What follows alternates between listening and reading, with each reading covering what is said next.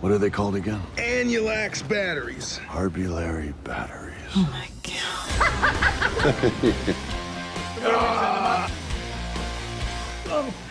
I am Groot.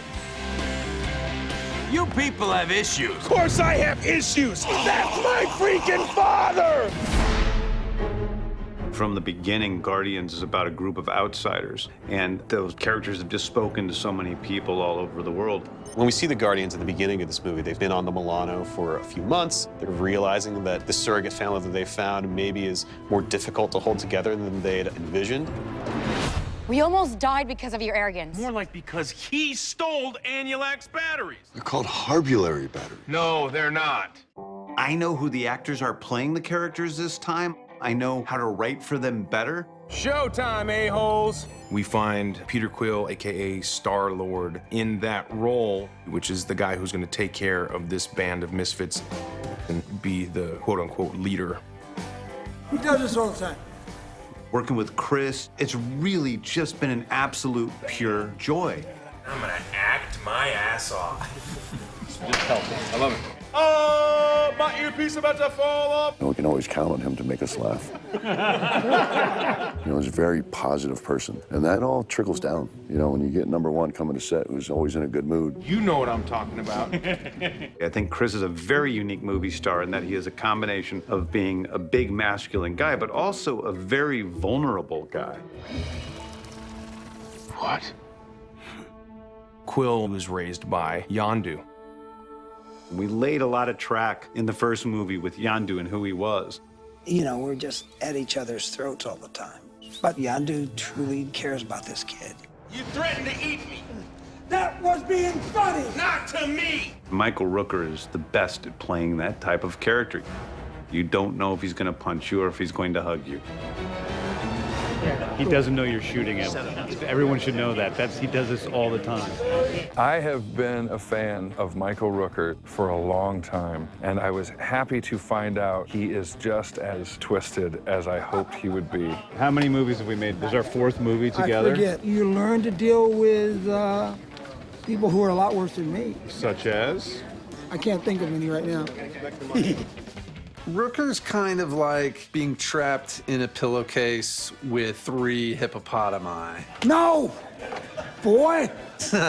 You look like Mary Poppins. Is he cool? Hell yeah, he's cool. I'm Mary Poppins, y'all! When we were casting, we would say to ourselves, if we were making Guardians of the Galaxy in the 80s, who would we have cast? Who the hell are you? My name is Ego, and I'm your dad, Peter. So when I got the script, it was like his name was Ego. I said, okay, here we go, because that's what it's about. This guy is an egomaniac. Celestial like a god? Small G, son. Man, when I found out it was going to be Kurt, I was just thrilled. When you see Chris Pratt and Kurt interact on set, it just fits, man. It just works. Get ready for an 800-foot statue of Skeletor and Heather Locklear. Anything you want. I am going to make some weird shit. And I can't wait to see your weird shit. Having an opportunity to work with someone like that is sheer joy. I learned a lot from working with him. I gained a lot more from Chris than Chris gained from me, I think. I asked him if he'd be my dad in real life, and I'm still waiting to hear back. Listen, if he ends up being evil, we'll just kill him. Peter Quill is very clearly in love with Gamora. Sexual love. No, I don't. For her. No. He likes her more than she likes him, but not because he's not the one for her. I just don't think she's thought that far. When am I gonna do something about this unspoken thing between us? Gamora's completely cut off, based largely on her upbringing as a cybernetically enhanced super assassin.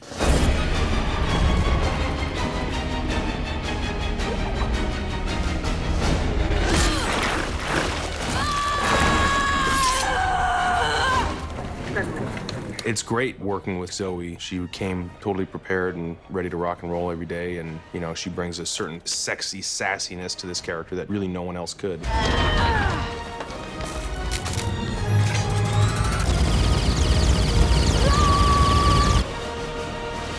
We got to dance a little bit.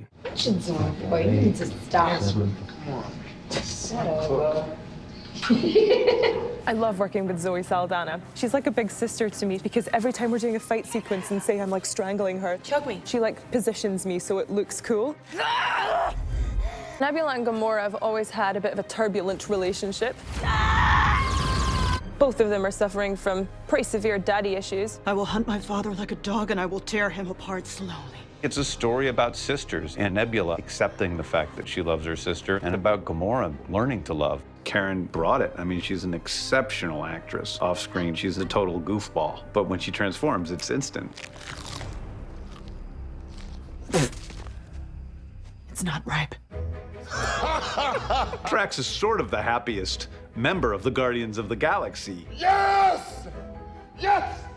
That was awesome! He doesn't quite understand. Did you make a penis? Dude. And he finds everything funny. She just told everyone your deepest, darkest secret! Dude, come on, I think you're overreacting a little bit. You must be so embarrassed! Dave Bautista, he's an amazing, down-to-earth dude, and he works his ass off.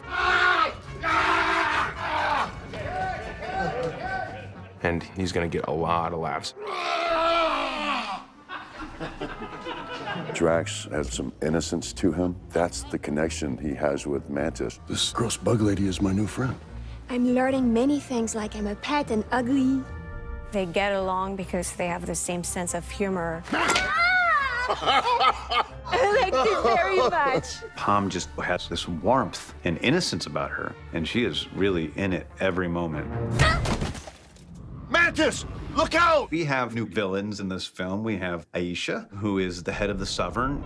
I prefer to make people the old-fashioned way. Perhaps someday you could give me a history lesson. Even though she feels that they're inferior and disgusting, I think she still thinks he's really good looking. I think that could be pretty repulsive. It was a few hours in hair and makeup every day. The gold paint is a process. But as far as Guardians of the Galaxy makeup goes, I think the Sovereign people had the easiest out. I mean, the other day I bumped into Chris Sullivan, who plays Taserface. Looking tough, feeling tough. That's gonna be my... That's your thing, is it? That's my mantra. Well, Yondu starts slipping, and a space monster such as Taserface isn't having it. Time for a change in leadership! Chris Sullivan does a magnificent job, Looking tough, feeling tough. particularly through all that makeup. I joined because I wanted to see the world's Taserface. But I stayed for the benefits, you know, vision, dental. I sent word to Yondu's old Ravager buddies and told them what he did. We have a better understanding of who Rocket is, and he's evolved.